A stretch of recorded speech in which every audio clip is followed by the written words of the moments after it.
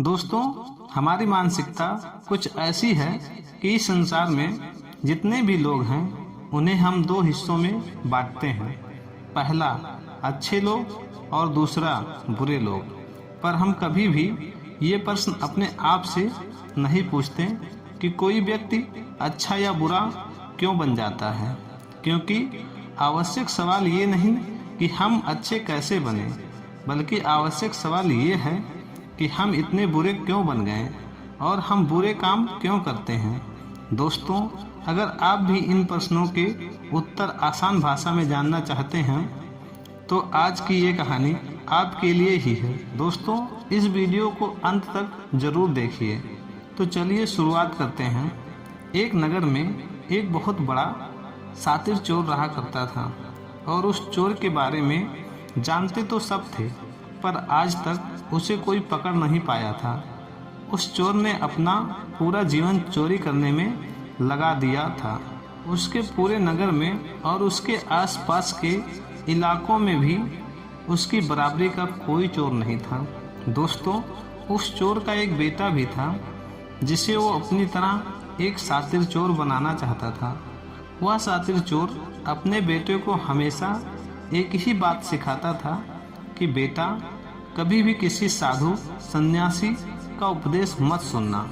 अगर कोई तुमसे कुछ कहने भी लगे तो अपने कान बंद कर लेना और वहाँ से भाग जाना। उस चोर का बेटा उसकी इस बात को बचपन से ही सुनता आ रहा था, जिसके कारण उसके मन में ये बात बैठ गई थी, क्योंकि उस लड़के का पूरा ध्यान चोरी करने में ही था। इसीलिए वो भी अपने पिता की ही तरह एक शातिर चोर बनना चाहता है। हमारा ध्यान जिस भी चीज़ पर ज़्यादा होता है, हम उस चीज़ में माहिर हो जाते हैं। एक दिन वो चोर सोचता है कि छोटी मोटी चोरियां तो बहुत कर ली, क्यों ना आज राजा के महल में ही डाका डालूं। राजा के महल में चोरी करने के उद्देश्य से वो चोर महल की ओर चल पड़ा। मार्ग में उसे कुछ लोग की भीड़ नज़र आती है। वो उस भीड़ को देखकर रुकता है और ये देखता है कि वो लोग क्या कर रहे हैं। जब वो चोर भीड़ के करीब जाता है तो वो देखता है कि सभी लोग एक एक करके एक सन्यासी के चरणों में गिरकर उसका आशीर्वाद ले रहे हैं। वो सन्यासी कोई और नहीं बल्कि गौतम बुद्ध थे।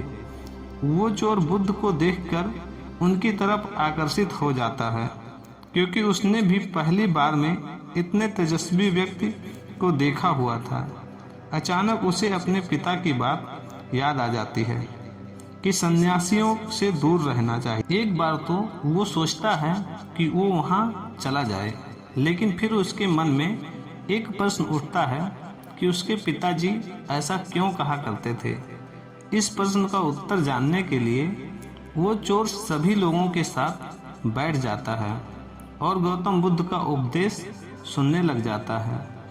बुद्ध उस उपदेश में झूठ बोलने की व्यर्था और विश्वासघात के बारे में बताते हैं। उपदेश समाप्त होने के बाद वहाँ बैठे सभी लोग अपने अपने घर चले जाते हैं और वो चोर भी चोरी करने के लिए महल की ओर चल पड़ता है।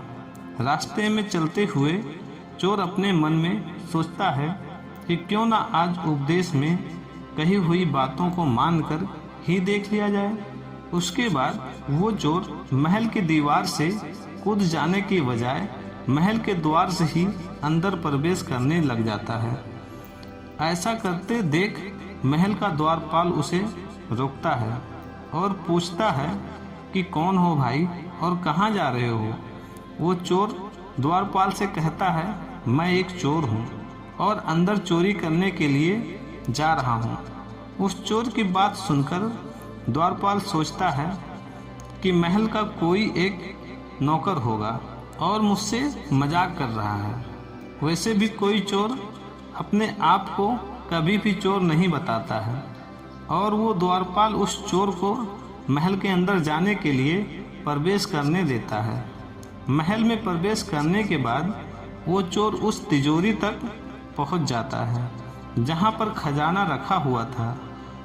वो चोर उस तिजोरी को तोड़कर बहुत सारा धन अपनी पोटली में भर लेता है और जैसे ही धन लेकर वो चोर वहाँ से जाने लगता है तो उसे रसोई नजर आती है। महल के सभी लोग सो रहे थे, इसीलिए रसोई में उस समय कोई नहीं था और उस चोर को बहुत जोर से भूख लगी हुई थी। इसीलिए वो चोर रसोई में जाता है और भर पेट भोजन करता है। भोजन करके वो चोर वहाँ से जाने लगता है। तभी अचानक उसे बुद्ध की दूसरी बात याद आ जाती है कि जिसका हमने नमक खाया, हमें कभी भी उसके साथ विश्वासघात नहीं करना चाहिए। वो चोर मन ही मन में सोचता है कि मैंने इन राजमहल वालों का नमक खाया है और अगर मैं इनके धन को चोरी करके ले जाऊंगा तो ये विश्वासघात होगा। इसीलिए वो चोर उस धन को रसोई में ही छोड़कर जाने लग जाता है। ऐसा करते हुए उसे महल का एक व्यक्ति देख लेता है और वो शोर मचा देता है कि महल में चोर घुस गया है। राजा के सिपाही उस चोर को पकड़ लेते हैं और उसे राजा के पास ले जाते हैं और उसके बाद राजा उस चोर से पूछता है कि जब तुमने धन को चुरा ही लिया था तो तुम उसे छोड़कर क्यों जा रहे थे। वो चोर कहता है कि एक सन्यासी के उपदेश के कारण। किसी के साथ विश्वासघात करना बुद्धिमत्ता नहीं बल्कि मूर्खता है। जिसके भोजन को खाकर हमें जीवन मिला है उसके साथ हमें कभी भी विश्वासघात नहीं करना चाहिए।